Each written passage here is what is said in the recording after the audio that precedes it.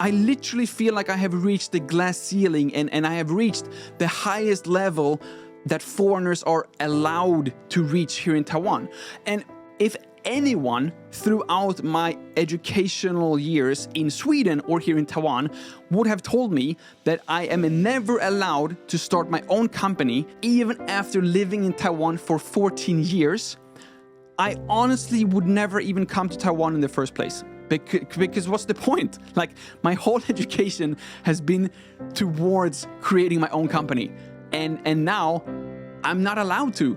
Ever. Next month, I will release a video about how I started my own business here in Taiwan, but that is actually a total lie. And in this video, I will try to explain why that is a lie and why I was not even allowed to start my own business here in Taiwan simply because I'm a foreigner. I want to quickly explain 4 things. First of all, this has a happy ending. The business is actually up and running already, and all my products are available for purchase right now if you are a member to this YouTube channel. If you don't want to join my YouTube channel membership just to purchase these products or support my channel in general, that is totally fine. You will still be able to purchase all these products when I officially launch my company sometime, I hope, next month.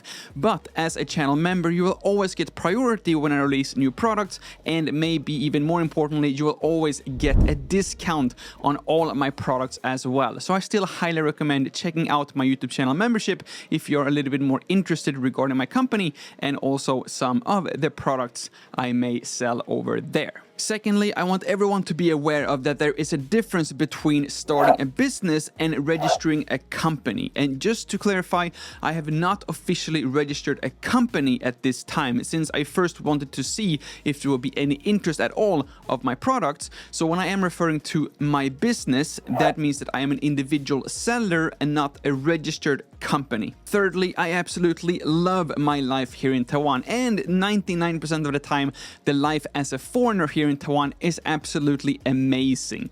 But this video will focus on that last 1% of the time where life as a foreigner in Taiwan is honestly completely unfair. And last but not least, I might also mention some companies by name, but I also want to make it very clear that I have absolutely nothing against these specific companies. It's just that the overall system of trying to start a business as a foreigner here in Taiwan needs some serious attention and a complete redesign. So with all of that said, let's take everything from the beginning.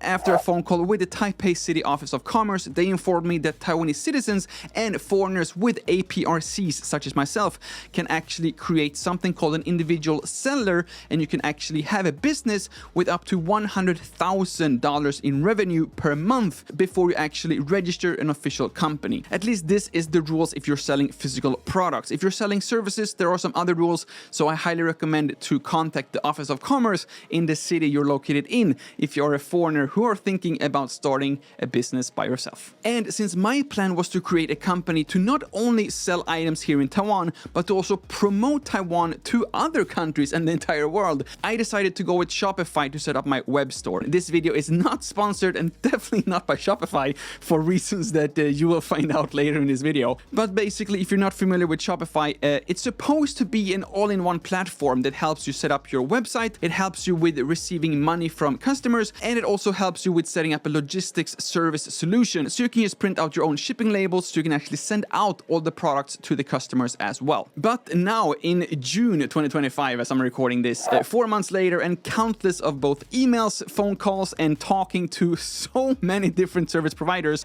the web shop is now technically launched, but is nowhere near as smooth as I expected it to be, and I'm also not the owner of my own business. And this is where things are starting to get very complicated, but please do try to follow along here. So although Shopify is technically available here in Taiwan, they're all-in-one solution combining the web store itself, a service of accepting credit cards or payments online, and the logistics services are not available in Taiwan. So I can only use their services to build my actual website and my web store, but I cannot use their services to actually accept the payments on that exact web store. For that, I needed to find my own payment provider, which is a third-party company only handling the actual payments from, for example, Visa and MasterCards. So after about like 2-3 weeks of additional research about what a payment provider even is, it basically came down to 2 companies that could help me with Shopify here in Taiwan, and that was EasyPay and TapPay. Again, I have nothing against these specific companies. I just want to include their names so other foreigners know right away what kind of companies you should at least talk to if you're in the same situation as myself. But both these names will pop up a little bit later in this video as well. And I don't want to bore you too much in this video, at least, because this has literally been like a 4-month-long process just going back and forth with countless of different companies and emails and phone calls. But long story short, I decided to go with TapPay because it was cheaper, and I actually had a phone call with EasyPay where they straight up told me that their overall service is free, so I only need to pay a percentage of the actual transactions, which is like the basic concept for these payment providers, that they take a percentage of all the money that is being charged on my web shop in this case. But since I am a foreigner, I had to pay an extra setup fee of 5,000 Taiwanese dollars plus 13,000 per year, only because I'm a foreigner and since I was not able to actually be verified by their system.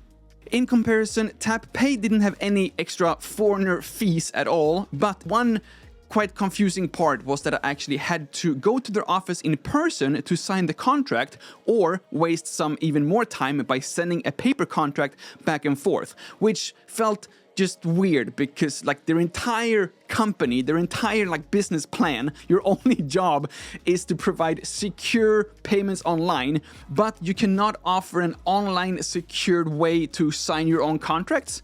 So yeah, that felt like super weird. But after that contract was signed, I just had to wait 2 weeks before everything was finalized in their system, and then I had a payment provider that I could then connect to another third-party logistics provider and shipping solution. Well, at least that's what I thought was gonna happen, because after 2 weeks, I get a phone call from TapPay saying, "Hey, we just heard back from the bank now, and the bank tells us that you're a foreigner, and foreigners cannot apply for this service."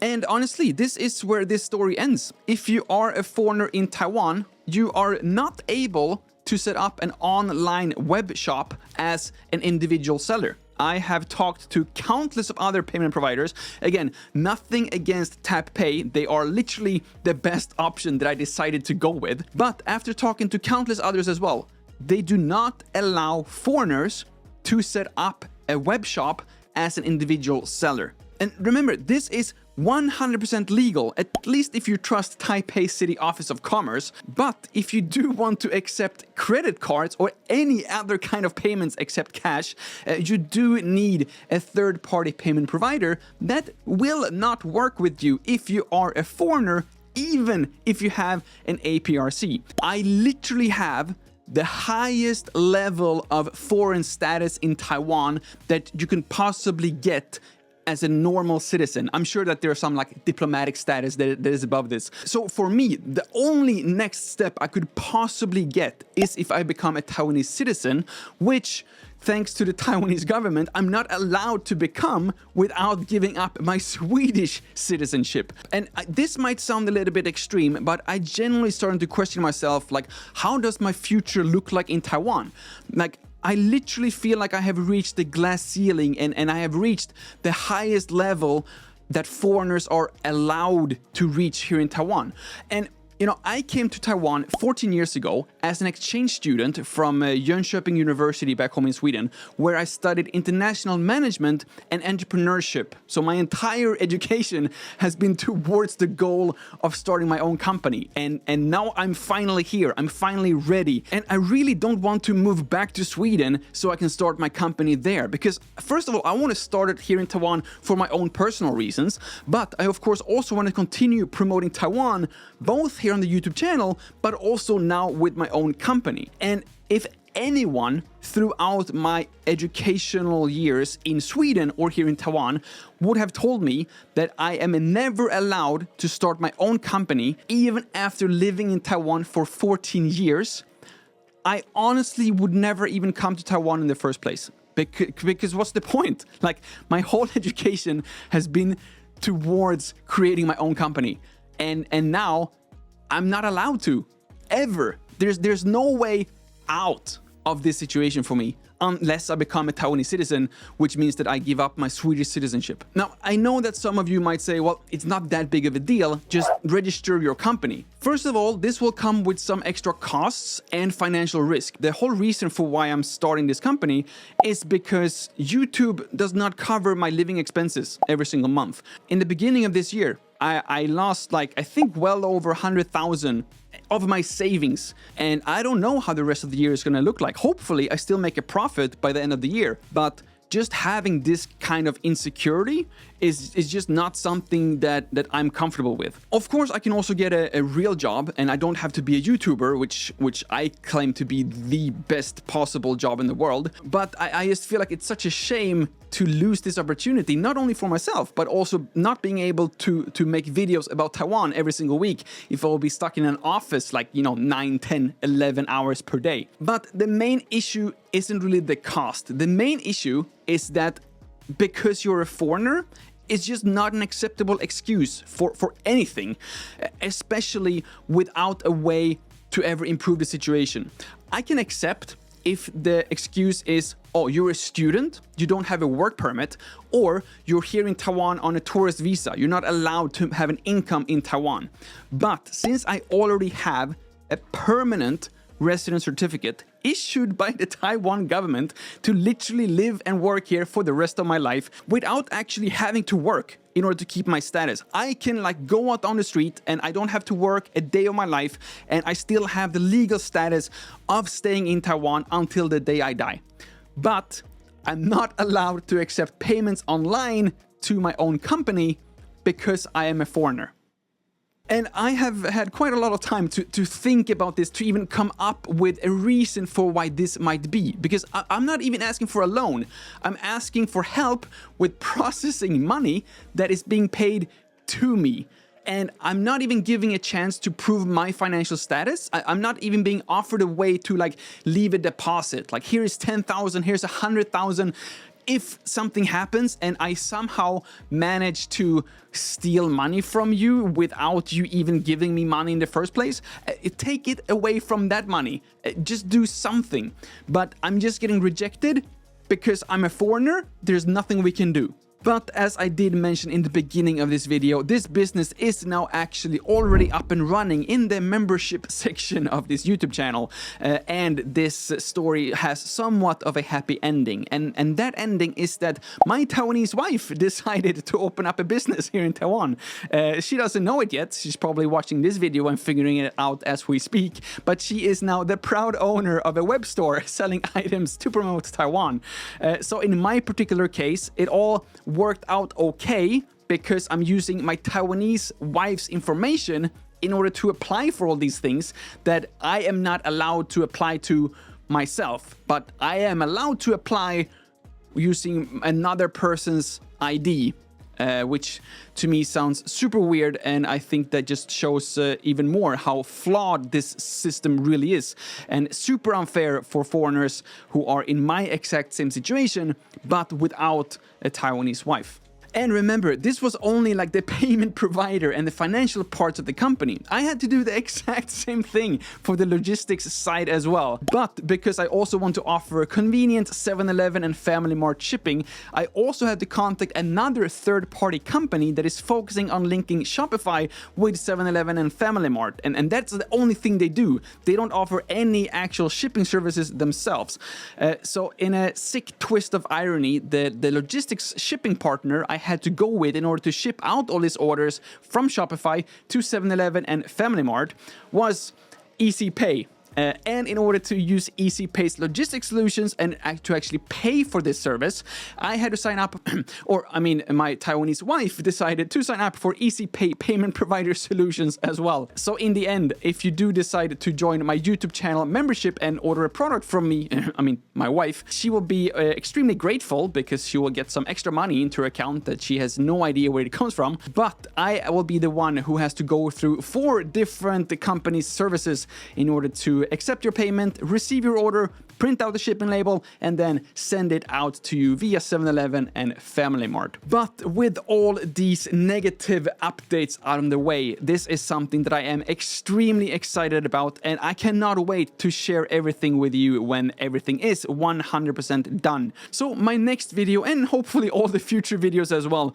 will only focus on the positive things with this company and all the great things that awaits ahead. And I do really hope that we can make something truly remarkable that will be a win-win situation for both myself but also for Taiwan. Until then, if you are a little bit curious about these keychains and this Taiwan bear, or if you simply want a 20% discount on all the products my wife is offering in her web store, please do consider joining the YouTube channel membership. But regardless, thank you all so much for watching this video. My name is Lukas, starts with L as in like, ends with S, and to subscribe, please do both, and see you all in the next one.